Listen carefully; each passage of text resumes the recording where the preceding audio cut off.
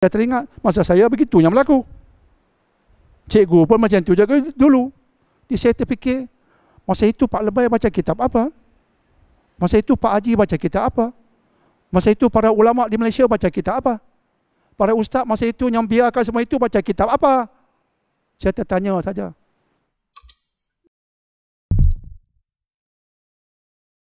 Kantin sekolah dibuka Ramadan. Isu ada orang buat naik ceramah saya tentang Islam liberal. Tuan-tuan berhati-hati dengan Islam liberal. Kemudian dia kata, Dr. Daniel pun pesan, jaga dengan Islam liberal macam Fadlina ni. Dia kona pergi Menteri Pendidikan ni liberal. Liberal ni sesat. You senang-senang musim Ramadan nak hukum menteri sesat. You nak kerja takwa kan nak kerja apa? Saya boleh sebut liberal, saya maksudkan liberal yang sesat. Ideologinya, keyakinannya. That's different. Ini isu kantin ya. Tu saya tanya cikgu tadi. Cikgu, masa dulu kita di sekolah majmuk, kantin, non-Muslim makan di kantin. Dan dia makan di kantin tempat yang tertentu. Dan dia pun tak tayang makanan. Muslim, ni Papa Dom, dia tak tayang. Dia makan di penjuru dia. Nak kata tak hormat. Dia duduk di situ. Dia jaga. Dia tak tunjuk kat kita. Tak tayang kat kita. Dan kita pun tak pergi ke dia nak tengok.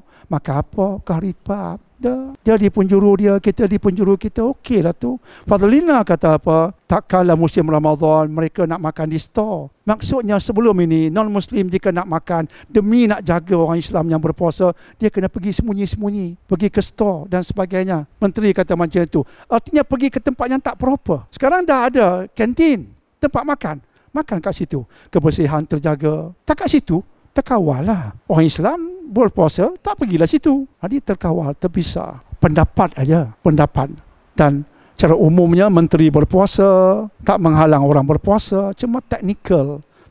Ada yang mengatakan Fadlina sudah liberal. You senang-senang sesatkan orang dengan satu isu yang macam ini. Ini yang sedang berlaku di Malaysia. Senang nak liberalkan orang, sesatkan orang. Ini pandangan. Dan menteri ada pandangannya. Dan menteri telah bagi ucapan mengatakan mereka makan di situ, bukan di store. Nampak ada mana sabahnya. Dan saya teringat masa saya begitu yang berlaku. Cikgu pun macam tu juga dulu. Saya terfikir, masa itu Pak Lebay baca kitab apa? Masa itu Pak Haji baca kitab apa? Masa itu para ulama di Malaysia baca kitab apa? Para ustaz masa itu yang biarkan semua itu baca kitab apa? Saya tertanya saja. Isunya sama. Lainlah kalau di musim Ramadan dia buat pesta makan khas, itu lain. Ini bukan isu. InsyaAllah pandangan kerdil saya lah. Sebab kita di musim Ramadan ni, kita ada agenda besar. Kita ada agenda besar dan pandangan menteri itu dengan hujah-hujahan dia itu dalam konteks yang seperti itu. Dan kita nampak itu bukan liberal yang sesat. Itu satu pandangan yang berusaha untuk menunjukkan imej yang baik tentang Islam terhadap non-Muslim. Imej dia baik, dia berterima kasih taklah kami nampak terpencil, tersorok di musim Ramadan. Dan juga menampakkan orang Islam ni orang yang terbuka, bukanlah orang yang nampak orang makan terus meleleh air liok, sung ni punya duk isam air liok.